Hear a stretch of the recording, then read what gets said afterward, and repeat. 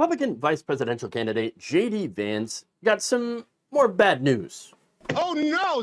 Turns out people don't really like him.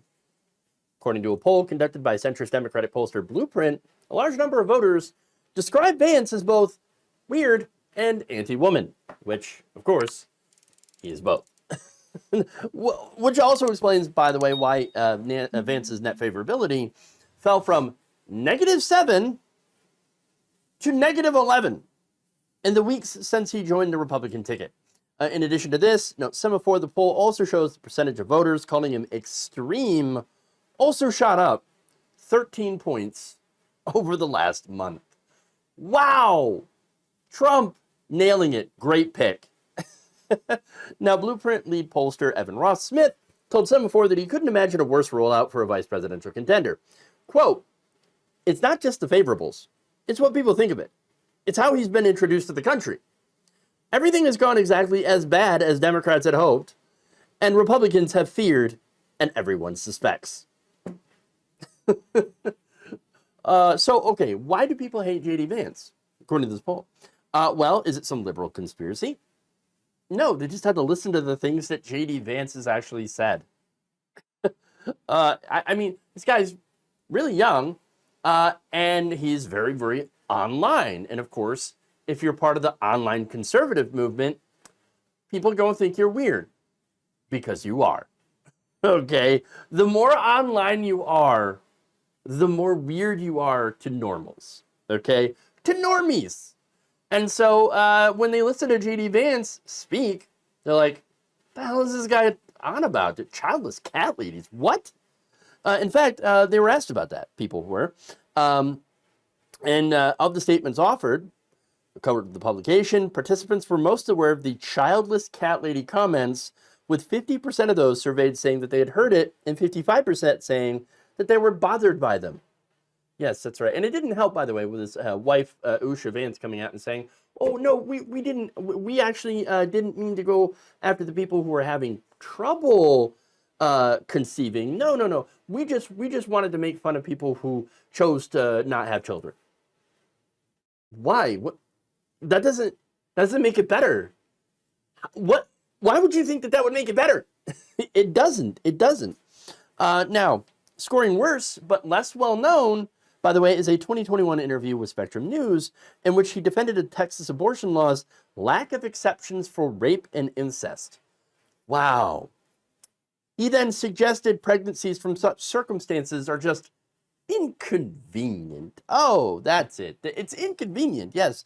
A rape baby that you must carry to term and then care for or have ties to for the rest of your life is just, it's a bit of an inconvenience. It's like traffic or forgetting your keys or your phone charger and you can't plug it in anywhere. What are you going to do? Inconvenient. Now, 62% of voters said that they were bothered that Vance had used that specific word to describe these pregnancies that can stem from rape and incest, with 50% reporting that it bothers me a lot, and it should. It should. Now, significantly less bothersome to voters, however, is a point that I saw briefly get harped on by Democrats, but not so much anymore because of how ineffective it is. There's a variety of statements that criticize Trump before Vance's turn into Republican politics. That doesn't surprise me at all. Okay, Vance had been critical of Donald Trump, even calling him at one point America's Hitler. And so, yeah, there were some Democrats that were like, oh, see, Vance is a flip-flopper. But see, this is not a weakness for Trump or Vance. It's actually a strength for Trump, for the ticket. You see, Donald Trump, he enjoys cucking people. He enjoys turning haters into slavish allies. Not even allies, turning somebody into his bitch. Essentially, that's what they are. There's nothing that excites MAGA voters more than taking someone who is a staunch Trump critic and seeing them bend the knee in weakness, you see. It is a testament to Donald Trump's power in the base. That's why it's a positive for him, right? And look, any disloyalty in the movement is immediately crushed. I mean, look at Kyle Rittenhouse. Talked about him. He said he was going to vote for RFK Jr., and then following the backlash, he immediately went and endorsed Donald Trump. It took less than a day. Same with Joe Rogan. Joe Rogan's audience is pretty right-wing, right? He said some good things about RFK Jr., the right wing jumped down his throat and immediately was like, oh, no, this wasn't an endorsement. I wasn't endorsing him or anything like that. I was just saying I like him as a person. Right-wing podcaster Tim Pool even joked about not voting for Trump, and that led to Cat Turd, the Twitter thought leader on the right wing, flipping the F out on him. So, not a weakness with voters. That said, when it comes to the weird allegations, now that actually works, okay?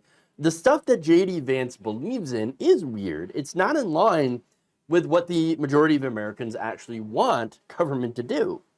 Look, Americans, overall, we want freedom, right? Now, JD Vance doesn't believe in freedom when it comes to women and bodily autonomy, right?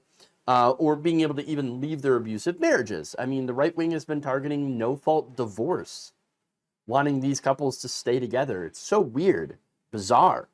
Now, Vance also thinks that there's some good ideas in Project 2025. A July survey found that 67% of Americans actually oppose Project 2025 and think the ideas in it would actually hurt the country. So, yeah, that's why people don't like JD Vance, okay?